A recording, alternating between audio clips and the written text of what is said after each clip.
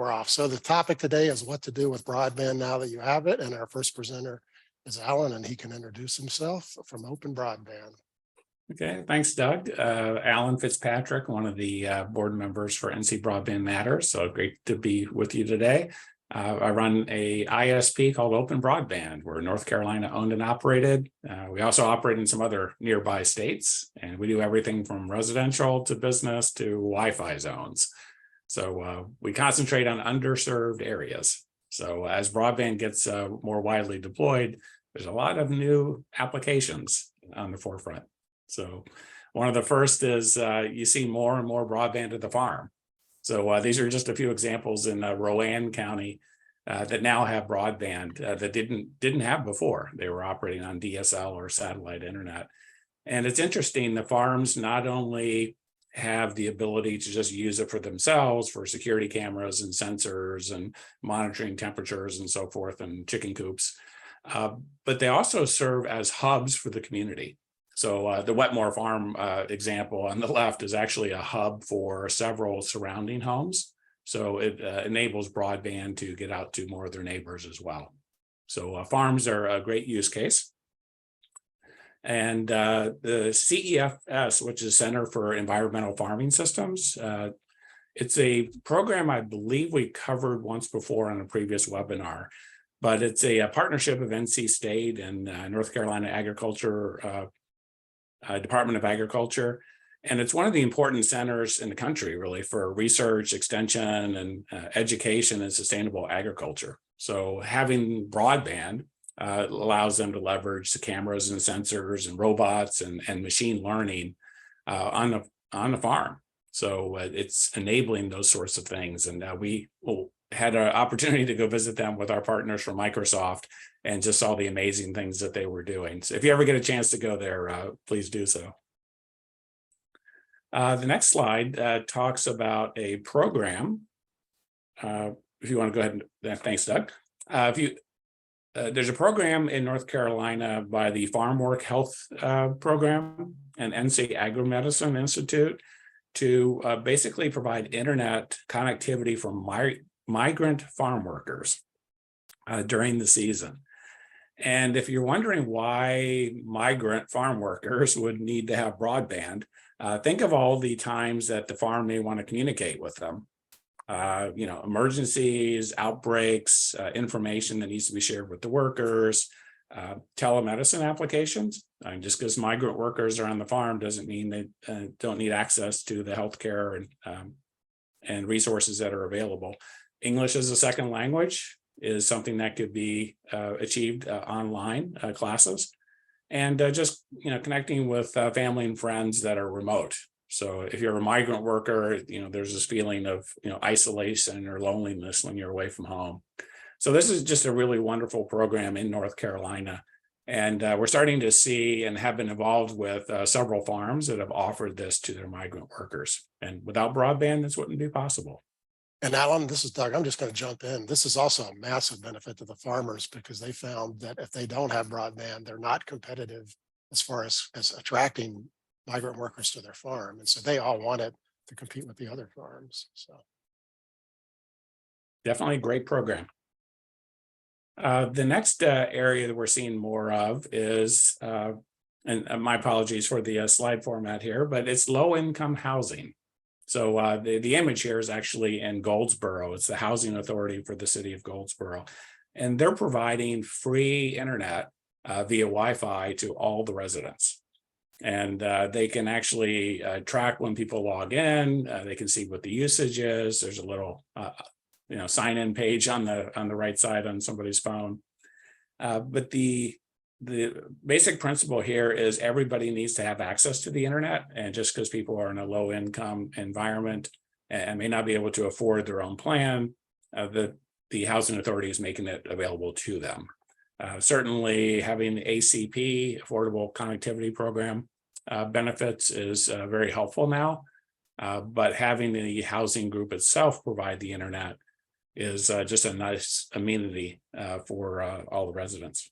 So we're seeing this in more and more places in several states. So this is just one here in North Carolina. Public spaces has always been a popular way to expand broadband. So these are just a couple of park photos. The one on the left is in Mecklenburg County, and the one on the right is in Granville County.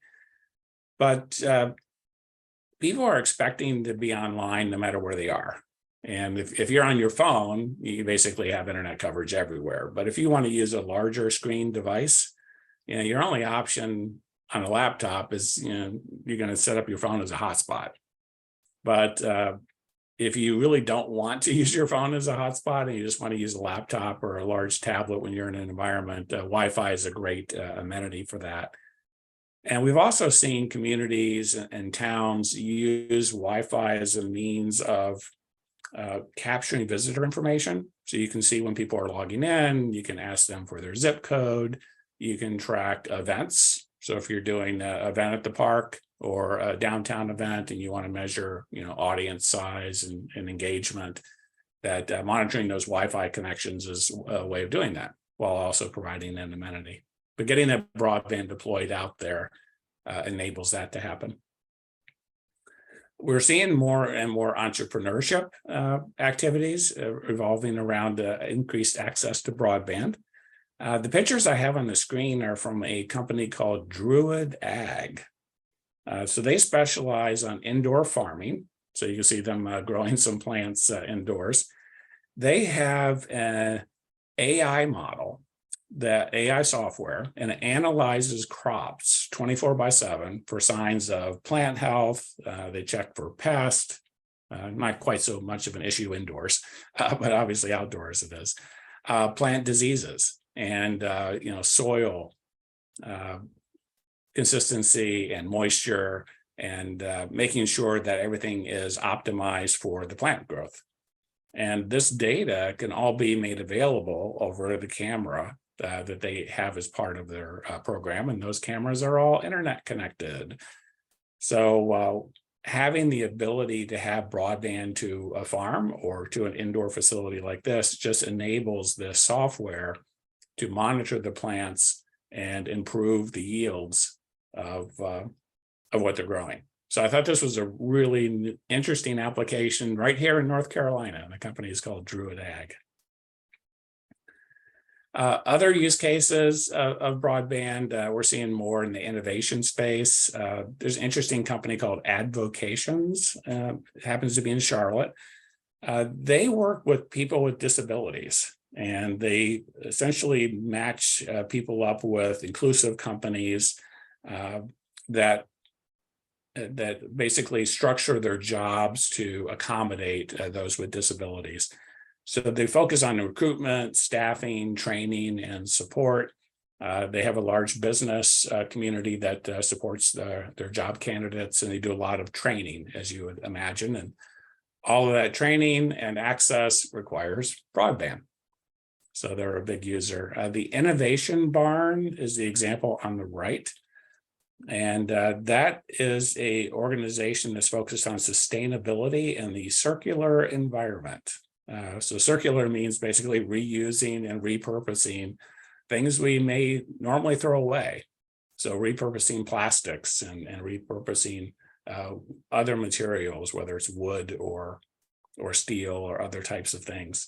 It's an amazing facility that focuses on that whole reuse aspect.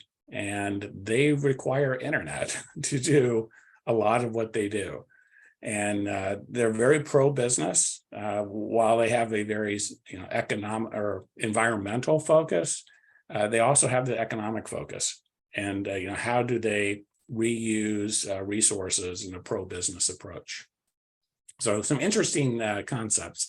And healthcare is one of the areas that you're seeing more and more use of broadband. A few use cases here I put on the slide. Metroline Association for the Blind is deploying devices to people's homes to help the visually impaired. And those devices need to be tied to the internet. So as broadband becomes more widely deployed, it allows them to expand their reach in the services for the community. Palmetto Care Connections is actually in South Carolina, but they're doing some interesting work with telehealth, particularly in the low-income communities in South Carolina. And in order to do telehealth, broadband's required, of course. And the other example I have here on the right, Vidant is a healthcare organization that many in North Carolina are familiar with. This particular sign came from an airport facility where they had an emergency medevac unit. And they had to have high-speed internet there in order to fulfill their services and to be responsive to the needs for the emergency medevac. So these are, some people and organizations in very rural areas that, as broadband is becoming more available, it's allowing them to really function better as an organization and serve more people. The last slide I have here is just on community centers. So having broadband more widely deployed allows for different centers to become the hubs of their communities. I mentioned a farm earlier, kind of serving in that example. These are some examples. One is a church on the left that is serving as kind of a hub for the homes up and down the street nearby. And the one on the right is the FAR Family Learning Center in Dudley, North Carolina, that they recently did a ribbon opening. And a family learning center involves, training and learning events, and it's all online. And there's computers and kids that are there taking the studies. So broadband was required in order to do this. And this was in Dudley, which was an area that was pretty underserved originally before the center went in. So broadband made these things possible. All right. So Thanks, Alan. I think Mark is next if you want to take over the slides, Mark. All right. Thanks, Alan. Yep. So we've got a long way to go and a short time to get there for any of you Smokey and the Bandit fans. And so I'm going to go through these relatively quickly. So I thought about several different topics and wanted to talk about one that is just near and dear to my heart, and that is elder care.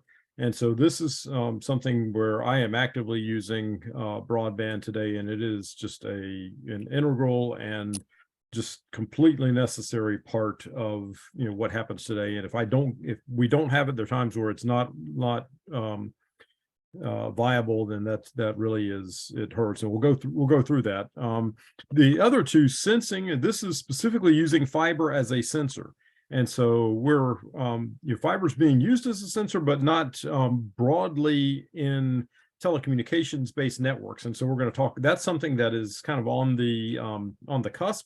And then the last going to show a little video about just an introduction to quantum networks, because that is something that is extremely exciting, but we're extremely early stages there.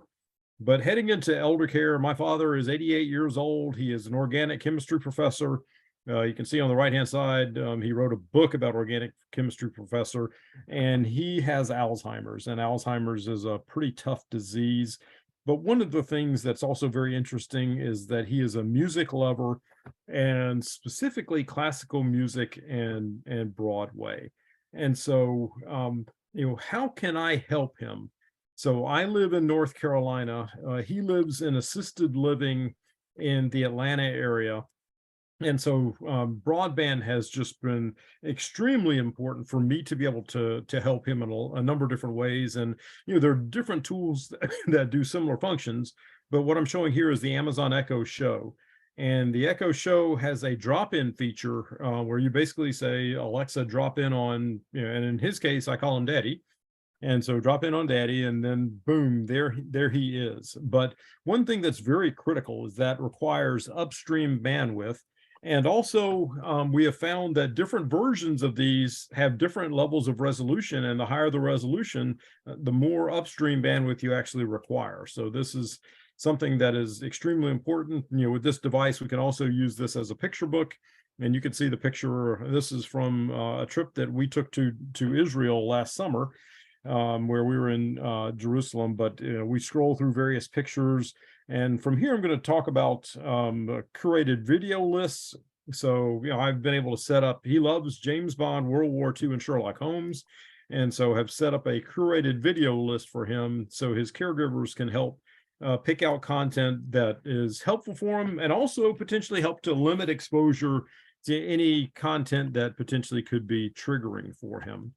So one of the things that has been just really vital for what to him is the use of programmed music.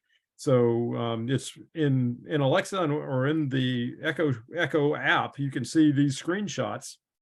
There are little routines that you can put in place. And the first one that I'm showing here is playing Beethoven music between 9 and 10:30.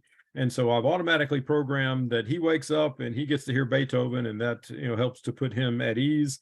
It also, I've got it set up so it plays a separate musical every afternoon. So I've set that up to go from I think 1 o'clock to 2:30 every afternoon. And he loves Broadway music, so he gets to hear that in those times that he's back in his room. And you can see just the little bit of programming that it takes to do that. It's actually pretty easy to make that happen. So one other thing from an elder care standpoint that is extremely important is sleep monitoring. And so sleep is a vital component really for all of us, but also for Alzheimer's patients as well. And so I've set up some Arlo cameras with motion and sleep detection or motion and sound detection in order to monitor his sleep. So this has been just vital because I've also found with no one in the room, the assisted living facility would come in for 2-hour checks, and those 2-hour checks are kind of cursory. And so what I learn is I learn what his patterns are, and then I can use those patterns to help do some troubleshooting and help provide his assisted living facility and the caregivers some guidance on ways to potentially help him. So I thought I would talk about these from a near-term perspective standpoint. As we go switching into a medium-term perspective, fiber has a tremendous capability for very, very intricate sensing using fiber actually as a sensor itself. Now, I'm not going to go through all these applications, but there is distributed acoustic sensing, distributed temperature sensing. There's also distributed strain sensing, and all of these are ways and different applications where fiber is being used today. But in a lot of these cases, these are relatively specialized applications. One thing that is getting relatively close to being able to deploy in a broader sense is backhauled remote sensing. Whereas if you have a telecommunications network, and then you can do sensing of a pretty intricate nature over your existing PON network. So the same networks that you're operating fiber to the home, you could also use those, and you can put in a little bit more sensitive fiber. And what this more sensitive fiber can do is it can enable you to keep track of various types of things. So this was a field trial that was done over a 38-kilometer network. That was a combination, I think it was a standard network plus PON. And what is interesting about this is you can actually, and it's kind of tough to see here, but you can see as someone walked from 106 feet away to 108 feet to 6 feet away, you can see actually every individual footstep that's taking place. And you can also see where walking and jumping is taking place very distinctively. Just using, and this was 30 feet away from where the fiber was. So you can see that it's an extremely sensitive sensor. So this is a potential application that is kind of a little bit early for commercial application, but it's it's something that is that brings the promise of the fiber networks that we currently have just for today.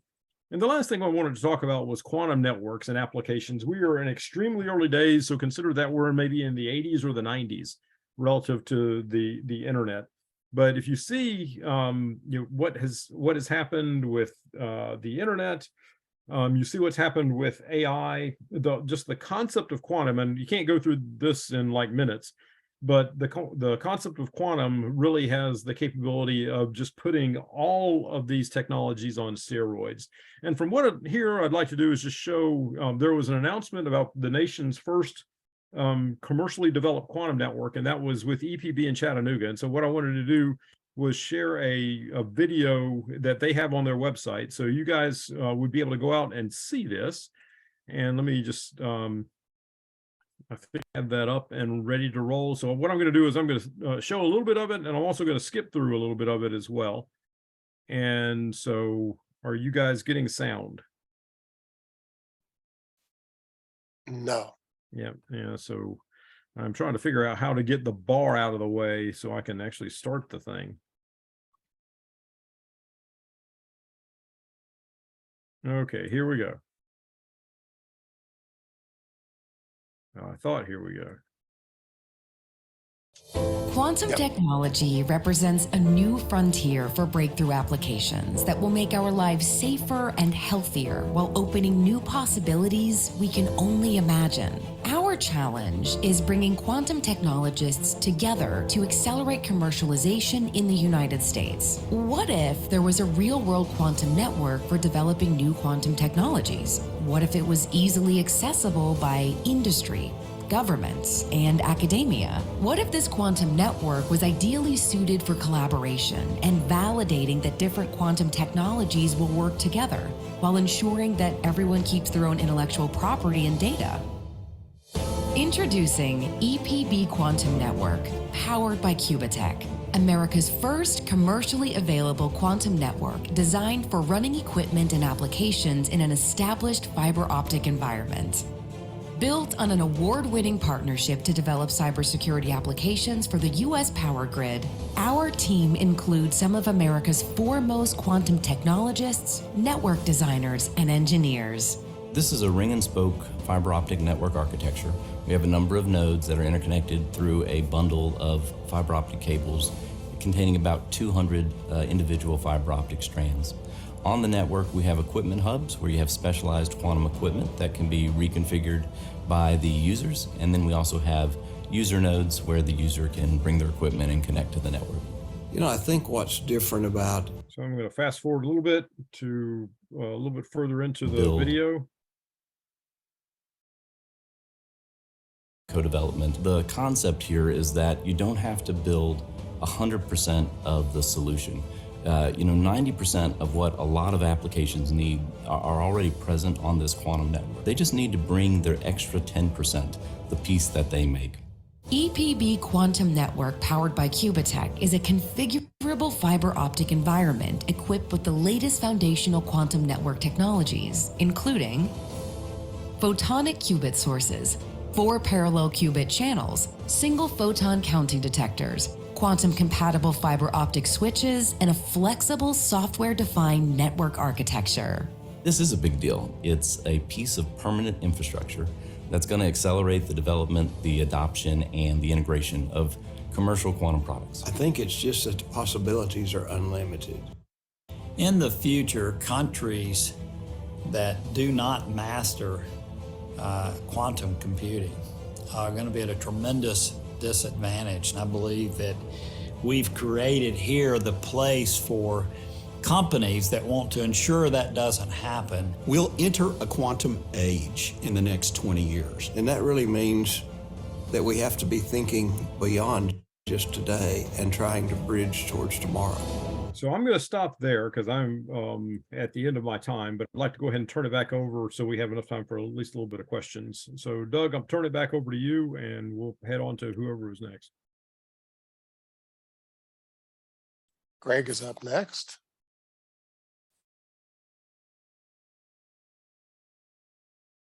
Hey, everybody. My name is Greg Coltrane, and I am VP of Business Development for Wilkes Communications and River Street Networks. And we serve fiber-based broadband and fixed wireless solutions, as well as security, hosted voice, and a suite of other services across 5 states here in the East. So I wanted to talk with you just a little bit today about really where we are with the advancements of broadband and the types of technologies that we can use. And then some of our other panelists are going to speak into additional pieces of what I'm going to be discussing now later. So if we could go to the next slide.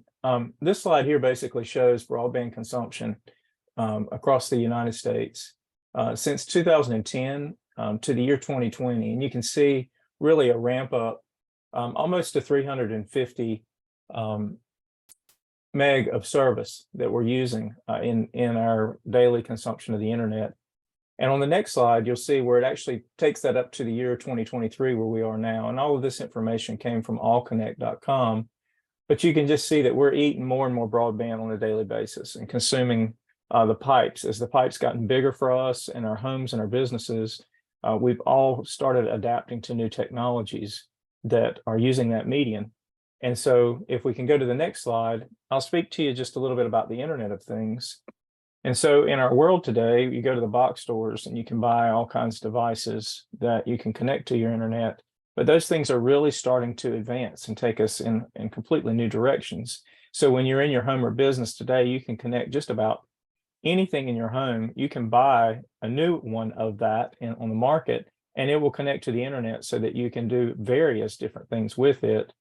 But not just on the residential aspect. From a business standpoint, if you've got a high-speed broadband connection, if you're a farm, you can use that farming equipment to bring it back in and download data analytics from your farm equipment so that you can understand better about your precision agriculture.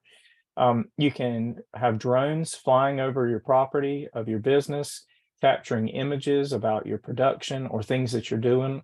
If it's an animal farm, you can keep an eye on the animal and the livestock, and that data can come back and download into more analytical technology that you have so that you can better manage your business. You can track inventory with these devices. And Will is going to speak in a little bit, and he's going to give you some other items in this category. Also, when you talk about your home and having interactive home technology, Mark was speaking a few minutes ago about the types of devices that you can use in the home for elder care and music and playing devices that can all be synchronized together in the home. I can remember years ago when everybody thought, you had a really nice house if you had an intercom system throughout the home. If somebody could come to the door and press a button and it would play a chime in your home, and you could go from anywhere in your house to a little intercom on the wall and talk to them outside, that was super cool. Well, now we've got these wireless devices that you can connect in your home, and there's a lot of different market brands out there. You've got Amazon has the whole Alexa suite of services. You've got Google Home. Apple has their whole solution. And so you pick one and you kind of land on it, and then you can use all of their technologies throughout your home. But the nice thing about it is there's universal standards that are being created. So a lot of the devices you can buy will connect to any of these type technologies. So you can control things in your home, like listening to music. More technology advances have occurred in artificial intelligence, and now these devices are getting smarter. So they see the weather changing in your area, and they send you an announcement to your home to let you know that it's getting ready to rain in 10 minutes, or there's going to be a wind advisory this evening. Just a lot of really neat things to help us be more prepared for the things that are going on around us. You can control lights. You can control heat lamps for your animals outside during cold weather with a click of a button on a smartphone or a tablet, or with your voice when you're near some of these devices. Indoor and outdoor lighting are great for emergencies. In my home today, I can call my device audibly and say, turn on all the lights. And I have a light in every room in my house, including all my security lights outside of my home, and they will all come on at the same time. And that way, if there was an emergency in the home, I could illuminate everything and see everything at night. Rental properties are using these types of technologies to turn on and off their water for their rental properties. So cold weather's coming and you want to turn the water off. You can turn on and off hot water heaters with remote devices. There's thermostat controls. You can unlock and lock doors. You can reprogram key codes for doors so that your renters can actually access the rental property. You don't even have to drive out there to do it. And even smart devices around your entertainment. So I'll get into those in just a minute. If we'll switch to the next slide. So the nice thing about all those things I just mentioned is you can control them all from one place. And so you download an app that corresponds with the device that you've chosen for your home or business. And then you can start to integrate your lighting and your climate control and your security access. And you can also control gadgets from this device, like you can turn on and off children's internet access on their devices, or create date and time access, which you'll hear about here in just a moment. You can even have your appliances now smart enough that when the buzzer goes off, and I'll tell you, I have my girls, I got twin 15-year-olds, and they help do laundry a lot of the times. But they always want to make excuses for why the laundry didn't get done because they didn't hear the buzzer go off. And so now you can actually make the device in the home play an announcement that the laundry has finished. so that they'll come and switch it out. You can connect your routers and devices in the home so that you can control how they interact with these devices. So the technology is out there. If we just engage in using it, we can really change the way that we live on a daily basis. Next slide, please. So when you talk about other home technologies, there are a lot of devices available in the box store today. You can participate in Ring or Arlo or Blink. All of these programs or all of these companies provide security around the surveillance aspect. So when you alarm your system, the cameras operate a certain way so that if they see something that's off, they can send a screen pop to your cell phone or your tablet in your home, or even a control device that you may have mounted on the wall in your home, stationary. But there are all kinds of options. You've got self-install options. If packages are delivered to your house, you can get notifications from your camera that actually senses and sees a package sitting beside your door. If people are moving around in the home, you can get sensors to let you know there's activity in a room. If your children are coming home from school, you can kind of see or get an alarm to let you know that they've come in the back door. Just a lot of control factors there that you can configure. There are also devices that you can buy that if you're a little bit concerned about, I've got cameras and I don't want somebody spying on me. There are devices that you can buy where you have a DVR, a digital video recorder that you mount in the home or business, and you link all the cameras back to it, and it records whatever is being recorded there. You can access it remotely with an app on your phone if you want to. So just tons of options. Next slide, please. We'll talk a little bit about some yard technologies, and these are things that are kind of cool to me. I don't know about you guys, but with the cost of eggs, we put chickens in the backyard a few years ago. We keep them in kind of a containment area, but we have a lot of prowlers out there that are wanting to come in and eat our chickens. So one technology specifically is an automated chicken door for your hen house that can be controlled remotely. That broadband providers now offer extended Wi-Fi solutions that you can put outside of the home or office, so that you extend that Wi-Fi as far as 900 to 1,000 feet away from the home or business. That lets you put a door in that you can control date and time when it opens and closes, if you want it to open at sunrise and sunset. If you're away on vacation and you're not sure if the door's jammed, you can see in the app whether or not the door opened or closed today. Another item is the Rainbird or other devices that are used to handle irrigation and watering of your yard, where you can see how much water consumption you're using and what parts of the yard you want to water at what times. And then if you're a bird enthusiast, another example is this little device here on the right, where you can actually put a bird feeder outside and get high definition 4K video pictures and live video of your favorite birds as they come and sit down to eat. So just a very unique time that we're in. Next slide, please. Another item that's really important is how our entertainment is evolving. A particular item that I'm showcasing here is DirecTV. This particular solution is moving away from the model where you had to have a satellite dish in the yard and you had to worry about rain fade. They still offer that solution, but they also now have a via the internet connection where you can see live TV on up to 20 devices in your home.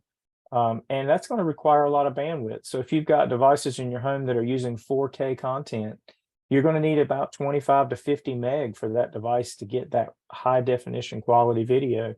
And so when you look at connecting 20 devices, you're going to be using 500 to 1,000 meg of internet if you got 20 devices. But I'm just trying to put that in perspective for you. You can have whole home or whole device DVR where you record things in the cloud and you can watch them on your smartphone or your tablet inside or outside of the home. You can enjoy video on demand through such solutions like this. They have 72-hour rewind. So all your favorite shows, you can go back 72 hours and pick them up, which is really good for the news because you might come in 30 minutes late and you want to catch the local news. So you have that available. And you can pause, rewind, and fast forward and restart live TV all over the internet now through devices such as this. And lastly, the next slide. One solution that businesses are really taking advantage of is hosted phone technology or hosted phone service. Another term for this is voice over IP. And basically this technology rides across the internet. And instead of the traditional model where you would have like a brain for your phone system in your business that gets installed in a little closet in the back and all your phones connect to it, this actually, you plug it into your internet connection or your network that's internet enabled, and it screams across the internet and pairs up to a host device on the internet. And it lets you have all the same modern, or it gives you the modern technologies that are available today with the same look and feel of traditional commercial phone systems. So you get high definition sound quality. There's cordless devices you can use. There are expansion modules. So if you've got multiple extensions or a call center, you can have those same features and flexibilities. There's earpieces so that customer service reps and support people, specialists can have access to talk hands-free. Some other things that are cool are SMS queuing and live chat, which gives you the ability to take the conversation a step further from being an audible telephone conversation to an actual chat configuration, or you can talk in via text messaging on the telephone, and it all ties back into the same controller that you could then make a phone call to them. If you've got large call centers, you can get reporting and information out of that call center based on the number of calls in the queue. It's just amazing to me how businesses are running using these hosted voice solutions today. And then you can take it on the fly with you. So if you're in the office talking on your traditional business phone, you have one button that you can click and your cell phone will ring and it transfers the call, and the person that you're talking to doesn't even know that you switched phones, and you walk out the door and head off to wherever you need to go and still carry on your conversation. Automatic attendants are still there, so you can have your customers receive prompts where they can get to the right department, and each phone gets its own direct dialed extension so that there's a direct number and an extension so that you can call between phones in an office environment. And I could call and talk to Mark Boxer 15 minutes down the road, or I could talk to Will 2 hours away. And we're all in the same phone, like concept of the same phone system. So there's some really cool technologies here. And I think my last slide is a thank you. And that's what I have. I appreciate you guys today. Will is next, but before Will starts, I just want to say that the remote cameras let me figure out that our neighborhood bear in Western North Carolina came running and sat under the exhaust outlet for the dryer every time we ran the dryer. We had no idea. So it's like, that was pretty cool stuff. All right, you're up, Will. All right, good afternoon, everybody. As Doug said, my name is Will Aycock, and I work with Greenlight Community Broadband down in Wilson, North Carolina. And we're here to talk about what next when, you've got broadband and what comes next. And after listening to, everything that's come and all this good information, one of the, I think, natural reactions to what comes next is to say, I'd like to go back, please.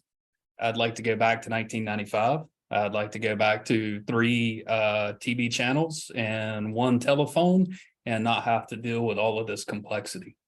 And I think that is a natural reaction to a lot of people, shockingly, and it's something as a community broadband provider that we're very, very aware of. So for us, what now is answered by staying focused on why we wanted the infrastructure in the first place. And very much so for us, that was because this wasn't necessarily Wilson had to be first with fiber in North Carolina, but we didn't want anyone left behind. And that continues to drive forward in all that we do. And so there were 3 missions under that desire to not be left behind. And the first was really to help improve the quality of life for our citizens. So we've already heard myriad examples of the technologies that exist out there, things that can clearly help people day to day in their quality of life. My 90-something-year-old grandmother still lives independently out on our family farm. And, one of the challenges she's had is that in that large old farmhouse, somebody might ring the doorbell and she'd simply not hear it. And it was a great concern to her that someone might be coming by and she not hear them. So through some of these technologies, we've been able to put a solution in place that has fixed that problem for her. She would have never been able to do that on her own. And not everybody has a nephew or grandson who can come, has the time, the availability or even the expertise to come and do those things. So that's where we see our role in what comes next. We have to be a trusted local partner who can vet technologies, who can explain technologies, who can make them accessible to everyone. I think sometimes there's a presumption, especially for those of us that are technologists, that this is easy. This stuff exists. It's out there. I can go to Best Buy or wherever and do this stuff myself, or I can hire someone to do it for me. But there are broad populations, especially in areas that have been historically non-served or underserved, that may not have that access and resource. So for us, part of what comes next is focusing on those quality of life applications of broadband and making them accessible to our customers. Next slide. So the next aspect of why we got into this in the first place was really improving the delivery of city services. So we're a full service utility, electric, gas, water, broadband, plus all the traditional city services, police, fire, planning, parks and recreation, and so forth. And we could see that technology was going to be a huge component, more effectively and efficiently managing all of these services that we deliver to our citizens. And, phase one of this broadband, what next when you're talking about connecting the full community is the simple monitoring and control, being able to have situational awareness. A fiber optic network is much like a nervous system that stretches out across the community, and you collect these signals, and then you're able to know what's going on, know what the water level is at the dam, know what the level of trash is in various containers that need to be emptied, know what the demand is on any particular commercial meter at any particular point in time. And then you can start to do some real-time control. You can do some load switching. You can send folks out to be responsive to this data. Well, that's really just the absolute tip of the iceberg when we're talking about what next with broadband. The real what next when we talk about this connected community concept is the data itself. I know you're going to hear a little bit later on about AI, but one of the requisites for this, these iterative AI systems is the input data. And so now once you have all these connected devices, you have this just plethora of information that is almost impossible to take full advantage of as a human. So what do? You have to build the systems, the people, the technology, the teams that take all of this data that's coming back from your smart connected community and do useful things with it. Like, for example, load loss analysis and electric distribution grid to figure out where we lose the power and why, and start to proactively plan what you're doing in terms of maintenance and upgrades to systems. Another really straightforward example we've had experience here is, cameras everywhere. Well, to derive value from these sensors, you have to be able to get to the data you need. And if you've ever had the experiences I've had of trying to go back and pour through multiple feeds from multiple cameras to try to ascertain what happened in a certain sequence of events, it is labor intensive and very difficult and prone to missing a lot. So you have to build the systems that can then take that data, video being an obvious one, to say, hey, I need to know this vehicle, where it went throughout the day from this period of time to this period of time. And, with the technologies that we're able to put into place, you can automate a lot of that, improving the efficiencies that we're providing service to the community with, and freeing up people to be able to do what we do best, which is to interact with the citizens. Next slide, please. And the final of the three pillars of why we got into broadband in the first place was supporting the economic health of our community. We understood that we didn't want to be left behind in terms of economic development, and a lack of telecommunications infrastructure at this point very clearly has been shown to have that sort of negative effect. But the infrastructure is not enough. And what we've learned in these 15 odd years is you have to meet people where they are. And that means a couple of things. That means first, physically being out and being present in your community, going out and explaining to people what you do, what your services are, why you're there, helping find out what their needs are, and then crafting programming that meets those needs. And that's the other component of meeting people where they are. So right now we have programming all the way from Navigation East, which is the most rudimentary of basic digital literacy programming, all the way up through Grow with Google, which is a grant funded program from the North Carolina from the Main Street program, where we're able to take small businesses and run them through a variety of technology courses to help them improve the way they're leveraging technology to grow their business, all the way up to our Riot Foundations and our Riot Accelerator program. And fun fact, I didn't know it until we got on the call, but Druid, the company that Alan mentioned, is actually going through our Riot Accelerator cohort in Wilson right now. So again, in order to support that economic health of the community, we've got to grow the next generation of businesses. And so you got to bring that programming to bear. So at the end of the day, just stay focused on why you felt the infrastructure was important in your environment, and then find ways to drive that mission further forward, as I hope I've communicated we're doing here in Wilson. So with that, I just say thank you and look forward to the next set of slides.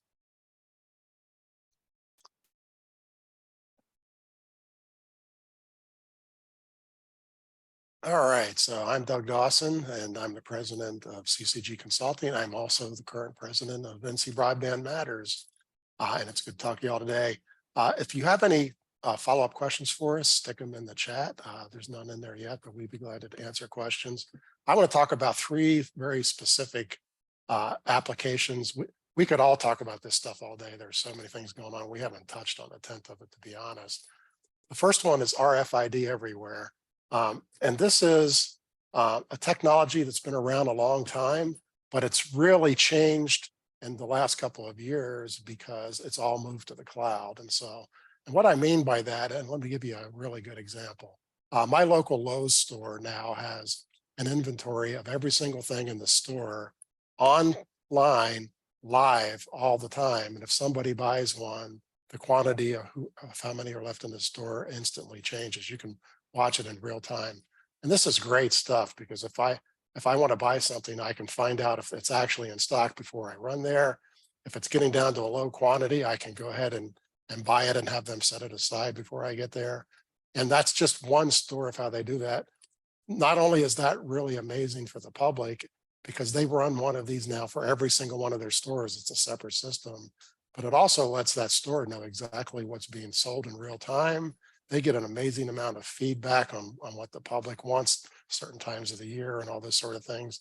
And it's allowed them to really change to make sure that there's more of what people want and less of what people aren't going to buy. I mean, before, even just a few years ago, that was incredibly hard to do. The same technology has drastically changed the supply chain management. So manufacturers have exactly those same sort of tools. They know exactly what's being made on the manufacturing floor and when it's going to be finished. They know they can match all that with orders. They can match where everything is in the middle of having deliveries out to people. And even though these things have been around for a long time, again, just in the last 2 or 3 years, and probably prompted by the pandemic, they've gotten massively more sophisticated. And it's only because of broadband. Again, these are all done in data centers now. You know, they're not done to computers at the place because the things you have to track are just too monstrously large to make any sense of it, as Will said. So it's not just gathering the data, but it's making sense of the data, which is where the real value comes in. It also goes down to the local level. The dry cleaner in my neighborhood uses RFID, and that way they can instantly find your darn stuff when you come in and ask for it. It's like, here it is. I mean, it tells them exactly on the rack where your clothes are, because that otherwise, you know, they're always in the past been looking around. Asset tracking is a big one. You know, broadband networks, when you build them, just keeping track of what you've built out in the field. And an RFID tag in the field is literally a physical thing. You put it on a device, and then you can get feedback from that, either either you can either do it with a sensor, so you can always keep track of it, or you can always go out at any time and just, wave a smartphone at it and get feedback from it. And so people that have outdoor assets use this technology to keep what's going on. And in fact, my last example is one I mostly have a forestry degree that I've been working on, and I love trees and forests. Forest guys are now going out and putting a tracker on each tree that they're interested in tracking, and they can come back year after year, and they can now easily find the same tree to see what happened between last year and this year, or this year and 5 years ago. And so they're, for the first time, they're getting much easier feedback at the specific tree level instead of the forest level they've never had before. And forest majors are just incredibly excited about this. So this new this RFID technology is all of a sudden everywhere. Even though it's been around a decade, it's all of a sudden actually being used everywhere. The next thing is smart appliances, which we've talked about before. So I won't get too far into this, but there's a couple of these that I put on here because they're so interesting. A smart mirror looks like a mirror. You can put a full-length mirror in your bedroom so that you can, see how you look when you're dressed. You can also then play your TV on it, or you can play anything that you can look at. You can play your security cameras. You can play anything. You can pull up to your iPad. You can pull the apps up. You can pull up, anything. So it's completely a screen that doesn't look like a screen until you turn it on. And so it looks like a mirror until you turn the screen on. And even when you do that, you can still see it in the mirror. So, that's a cool technology. When I say smart trash can, this is the first step towards home robots. There's now a trash can you can buy that not only lets you know when it's full, but it will tie the bag off and close it up for you and make it ready to pick up out of the thing.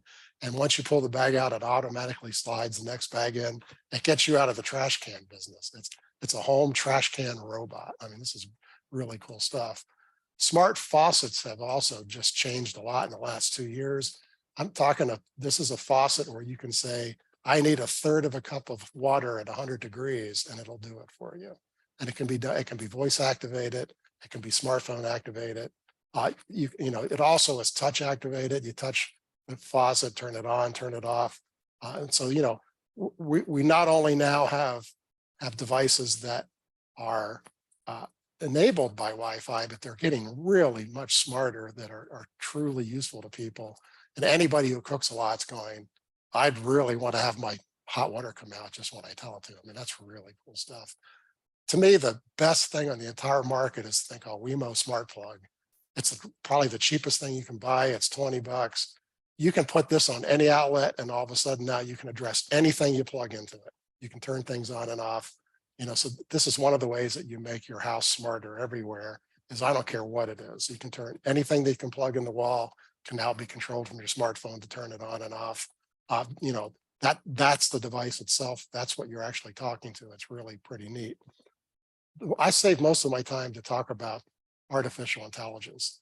This is in the news everywhere right now, and this is a monstrous deal because this is going to change a huge number of things we do. And the reason this is on here for computer applications is this is completely in the cloud. And so ChatGPT is just one of the other companies who have announced the new AI software. Google has one. There's several others who have come out. The whole point of these is we're at the very infant stage, and already there's some pretty amazing things going on with it. Already these things on the screen, people are using them for, and 3 or 4 years from now, it's going to be a much longer list of things. Already I read an article where English teachers are figuring out that this thing can grade papers. It'll pick out every grammar and spelling mistake, mark them for you. And if you wanted to, it'll even suggest a grade, even though most teachers still reserve that from themselves. But that saves them from reading all the, I once was paid to grade freshman English papers. I can tell you it's painful. So at least it gets that check the grammar stuff out of the way, right? I talked to a horse farmer, a horse academy in Arizona a few weeks ago, and they were already using an earlier version of artificial intelligence. And they have developed software, not just this farm, but they're part of a network that actually uses cameras to watch students riding horses and then analyzes what they do. And at the end of the lesson, they can then go sit down at a computer and it tells them all the things that they did right, wrong, or that he can improve on. And so, and according to the woman who runs this farm, it's about 90% as good as what an expert like her is in watching folks. And so, you know, the experts, artificial intelligence will never probably never replace a true expert. You know, she's a person who could train an Olympic horse rider, but on a day-to-day basis with a lot of students that can sit there and look at the motion of the horse and look how the person is sitting on it and give them advice.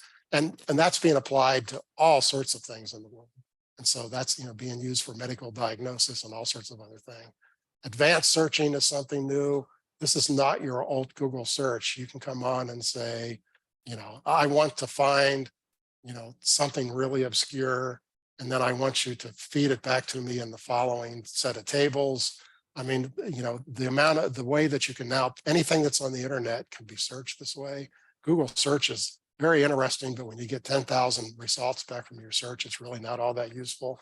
This actually takes those 10,000 and makes something useful out of it.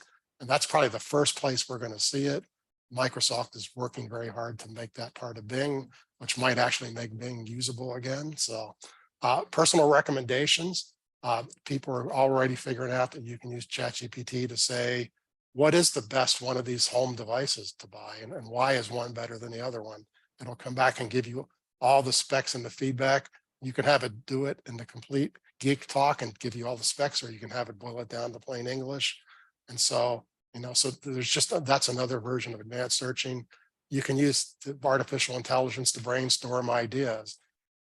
We've already learned that artificial intelligence is not creative, but it's really good at finding all the possible ways you can do something that someone else has already talked about somewhere else. And so it gives you a brainstorming session is where you say, what are all my possibilities? And then you talk about them. It can go out and find a lot of those possibilities for you before you get started with it. These are just a few of the minor, none of these are minor, because for anyone who uses them, they're really cool and interesting. But I mean, we're just at the very beginning of this. It's going to be the #1 use of broadband here for a whole lot of people just 2 or 3 years from now. The software is going to get better very quickly. It's truly at the baby stages, and it already is better at doctors than diagnosing diseases. Within days after they opened it up, they found out that it could pass the bar exam in the medical boards. You know, I mean, it's, you know, this is really, really cool stuff. So, so that's the end of my presentation. If all the folks want to come back, let's see if we have any questions here. And let's see here. Just some reminders, everyone here on here will get a link to this. We'll put this stuff on our website. And so, you know, that's, so it's all going to be available to you. So I guess that's probably it for the day. So we're at our 2:30 cutoff. We appreciate everybody's time. I can't believe that we did that in exactly 1 hour.